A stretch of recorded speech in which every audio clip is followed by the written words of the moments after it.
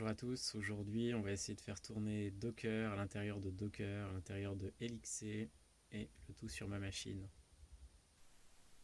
Je vous épargne la traditionnelle installation de Ubuntu où je vais créer une VM qui s'appelle Inception. Mais cette vidéo n'est pas du tout sur les VM, c'est une vidéo sur les containers. Donc c'est parti sur cette VM. On va commencer par installer LXC.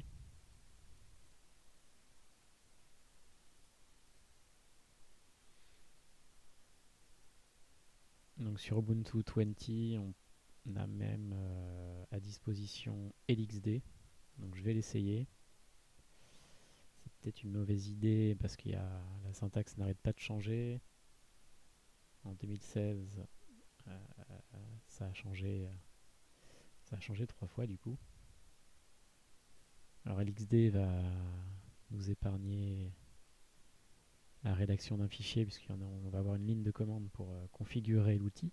À commencer par LXD init pour préconfigurer un maximum de choses.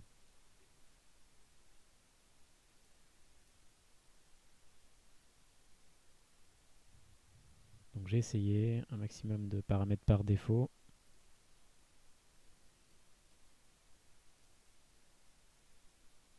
Donc dans les grandes lignes, les containers LXC seront connectés au réseau NAT.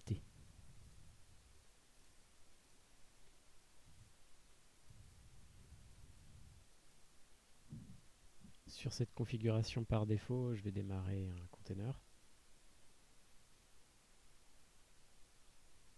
Donc sur un template Ubuntu, container a été nommé tout seul Magnetic Grackle, tant mieux. Et au niveau du réseau de ce container, bon, il est naté, il devrait avoir internet.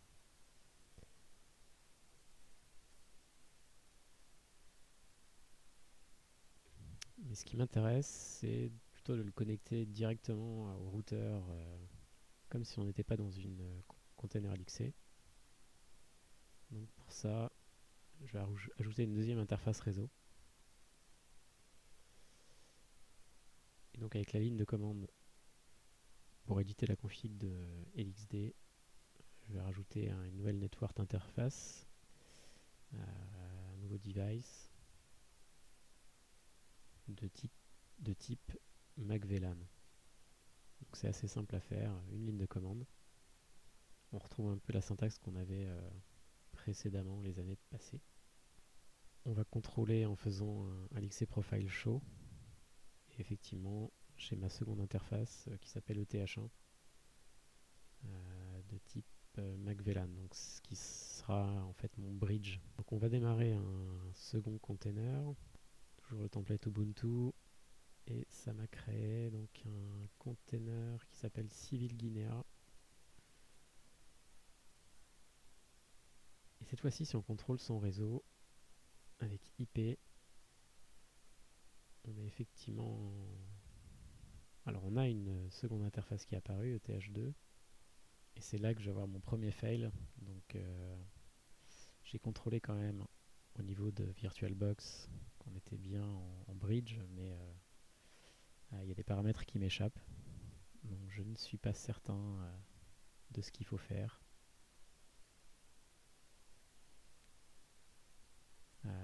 J'ai quand même lancé un DH client pour solliciter une adresse IP du routeur. Donc ça marche.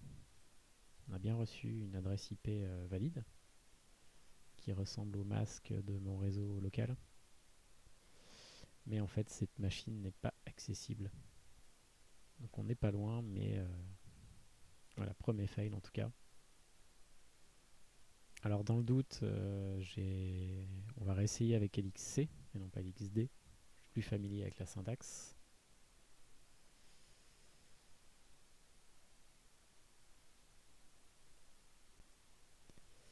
Et on va créer pareil, même deux containers qui s'appellent test1 sur le modèle Ubuntu, sur le template Ubuntu. Donc on constate que ce container est bien connecté au NAT. Et de la même façon que je l'aurais fait avec LXD, là je vais configurer par le fichier de config en ajoutant une seconde interface de type MacVelan aussi. Et on va essayer de faire quelque chose de similaire.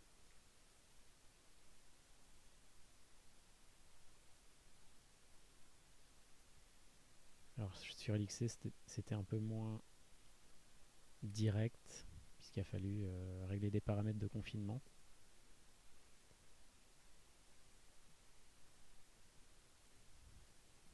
Bon, au final on se retrouve avec une seconde interface de type bridge avec le même symptôme où il a fallu exécuter un DHCP pour solliciter une nouvelle adresse IP. Et malheureusement, pareil, le container n'est pas accessible de l'extérieur, bien que son IP ait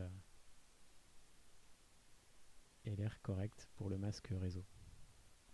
En tout cas, cette technique MacVelan m'intéresse. On va faire une petite pause de ce qui se passe sur cette VirtualBox et on va appliquer cette façon de configurer LXD sur la Raspberry Pi qui avait été présentée dans une autre vidéo.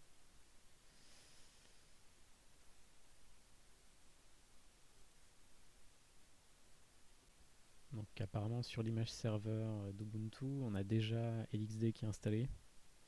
Donc je l'ai initialisé correctement et j'ai appliqué donc mon interface additionnelle à MacVelan. Et là, donc on n'est pas en bridge de bridge. Et ça fonctionne. Donc cette machine et ces machines virtuelles LXC sont accessibles depuis l'extérieur. Donc c'est super. Donc en termes de cas d'usage, on va avoir virtuellement plusieurs machines connectées au réseau. Donc je vous cache pas que c'est comme ça qu'ont été réalisées les vidéos sur PXE, sur Nextcloud. On avait en fait des LXC cachés sur le réseau, ce qui est quand même très pratique. Donc là, si je lance depuis le Raspberry Pi un nouveau container Ubuntu et qu'on lance bien un DH client pour obtenir une IP sur l'interface ETH1, donc on va avoir un container qui a une IP qui finit en 47 et de l'extérieur, donc par exemple depuis la VirtualBox ou depuis la machine classique qui héberge le VirtualBox, on va pouvoir atteindre le container qui est sur le Raspberry Pi. Raspberry Pi a une autre IP qui est en 62.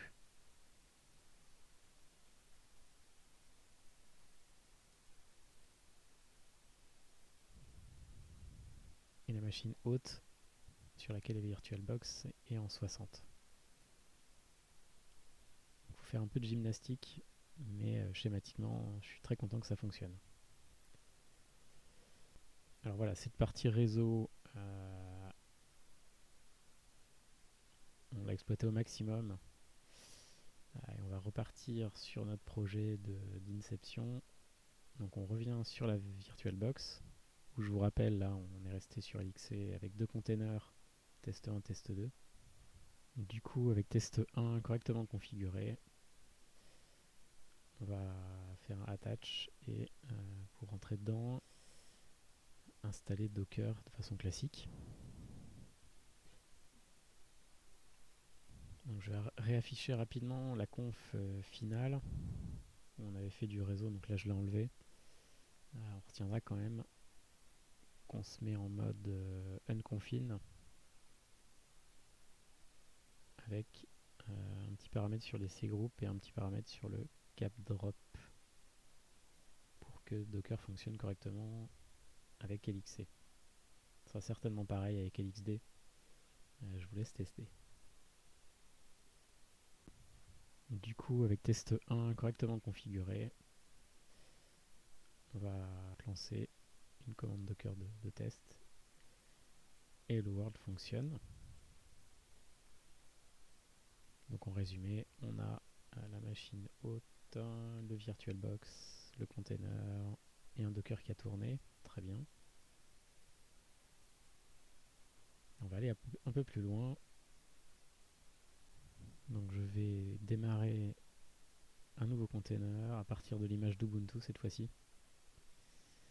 Et là, on va partager la socket Docker du container LXC sous forme de volume au futur container.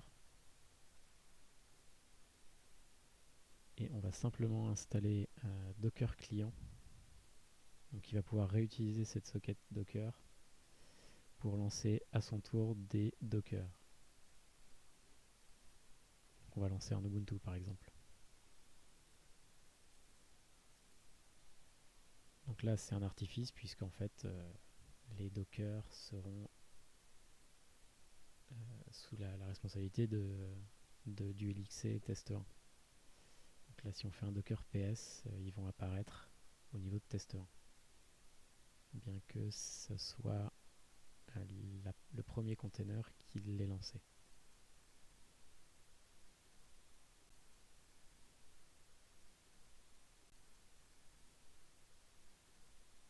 Donc là vous vous demandez peut-être à quoi ça sert. Alors un cas d'utilisation, ça sera par exemple pour Portainer qui va une interface graphique qui va gérer des containers Docker justement et qui elle-même est packagée sous forme de Docker. Donc là on va lancer Portainer avec Docker en partageant la socket. Et à son tour, donc Portainer va pouvoir manager les autres containers qui tournent à côté de lui.